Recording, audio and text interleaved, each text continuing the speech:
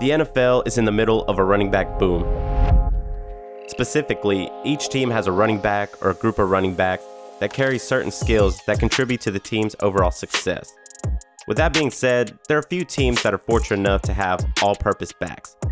Backs that can do it all and barely leave the field. Saquon Barkley of the Giants is a great example of this. He is explosive, dynamic, and can take it to the house on any play, which is remarkable considering he is just entering his second season. His rookie success reminded me of another rookie running back that exploded onto the scene in 2007. And while running back careers are short in this league, this running back is still playing and still grinding with the same fire he has had his whole life. Who am I talking about? I'm talking about the man known as the Diesel, Adrian Peterson. Palestine is a small town, so everyone knew, everyone. We always used to get together, no matter if it was playing soccer at school during break or playing sideline kill, with the older guys. Sideline kill is a different game. You really gotta be tough. We normally used to get in the middle of the street, basically like play 7-on-7 or 5-on-5, whoever came out to play. And if you run to the sideline, you can get tackled. I was definitely trying to avoid getting tackled on the sidewalk, falling to the concrete. Unlike everyone else in the town, Peterson was different. He had good genetics. His father, Nelson Peterson, played Division I basketball at Idaho State. His mother, Bonita Jackson, was a 3-time state champion sprinter in high school and ran track at the University of Houston. On top of this, Peterson's father instilled a strong work ethic in his son at an early age, oftentimes taking him to the local YMCA to lift weights. In his youth, Peterson developed his work ethic, but it's also where he developed his sense of perseverance. As a teenager, Peterson's father would be incarcerated, and before that, he would witness the death of his older brother, Brian. At first, it was tough, taking it that it happened at a young age, and I actually witnessed it. It happened right there in front of my eyes, but it made me strong at a young age because my mom, she was single, and, I just really had to be tough for her. Still to this day, I sit back and wonder, what my brother would be doing. With the athletic ability he had at a young age, it kind of blows my mind. Like, I was nowhere close to his talent. I never really could catch up with him unless I caught him in his sleep. These experiences in life would go on to make Peterson extremely resilient. Being low on money after his father's arrest, Adrian couldn't afford weights or go to the YMCA to work out. So instead of using this as an excuse to not work out, Peterson would make his own weights by filling water jugs with water to lift or tying a rope around his waist and dragging the jugs on the ground while sprinting. All this work would pay off for Peterson as he would be the #1 rated high school football player in the nation. And in 2004, as a freshman for the Sooners, Peterson would be unstoppable, finishing second for the Heisman. But he would run into injuries over his next 2 years. A broken foot limited his playing time as a sophomore, and then a shoulder injury would limit him again as a junior. Following Oklahoma's loss to Boise State in the Fiesta Bowl, Peterson decided it was time to go and declare for the NFL draft. I met Adrian Peterson at the Combine, and I knew he was going to be great from the get-go. And the reason why is he shook my hand, and when he shook my hand, his hand came past my palm and onto essentially my forearm, and he squeezed me so hard, he could have taken my blood pressure. And I'm like, this is a man-child. If he stays healthy, he's going to crush some people.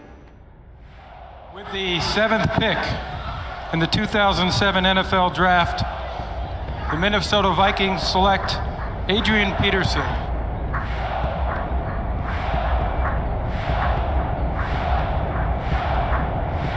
That's Adrian Peterson, bro.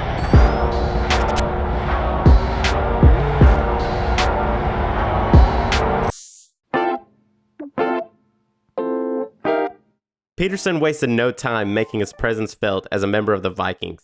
In the years to come, he would wreak havoc on NFL defenses. But to me, there are two moments that stand out in the Adrian Peterson era in Minnesota. The first one begins in Week 9 in the 2007 NFL season. The Vikings are taking on the San Diego Chargers. Peterson has already had a good start to his rookie year. In Week 5, he set the Vikings record for the most rushing yards in a game versus the Chicago Bears. Now he has his eyes on something bigger. But if you watched this game when it aired, it seemed kind of boring. It didn't seem like nothing special was going to happen.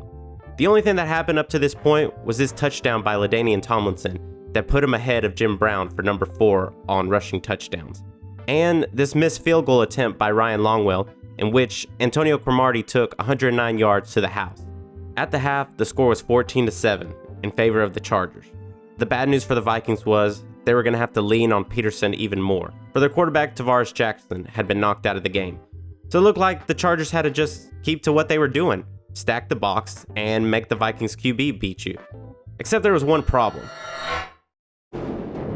Peterson didn't care how many people he stacked in the box. 45, and there he goes! To the 10, touchdown! On first down, back to Adrian Peterson in the ground game. Cuts inside a block, inside the 40, up the sideline, and he's gone! Yeah, it was a good one. Last year on Christmas Eve, Adrian Peterson blows out his ACL, and this is the one-year anniversary of Adrian Peterson's surgery to repair that ligament, and unbelievably, he is knocking on the door of history. What history is he talking about? Well, Peterson is on the verge of becoming only the 7th player to rush for 2,000 yards. On top of that, he also has a chance of breaking the single-season rushing record held by Eric Dickerson. I know, it sounds like a stretch, but he has a good matchup this week. How confident were you at that point, week 17, that you were going to break it? I was very confident. Adrian up the middle, bucks it out to the right. He's to the 25-30. Now he's run for more than 2,000 yards. He's running back immortality, making him the 7th player in NFL history to run for 2,000 yards. The crowd comes to its feet. But at that moment, it wasn't, for me, it wasn't about me at the time, because that particular game, we needed that game to clinch, a playoff berth. Adrian Peterson down inside the 15-yard line.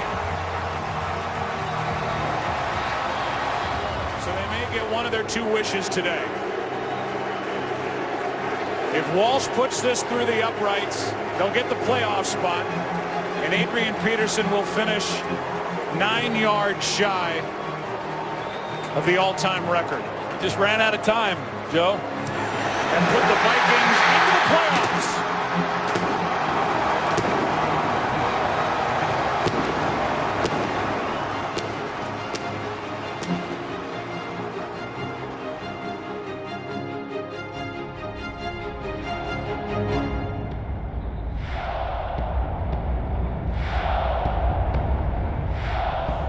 God's willing here the next 3 to 4 years, however long I play, to be able to grab that, snatch that. Right. So it's hard to answer now. However long I play, he threw that caveat in there.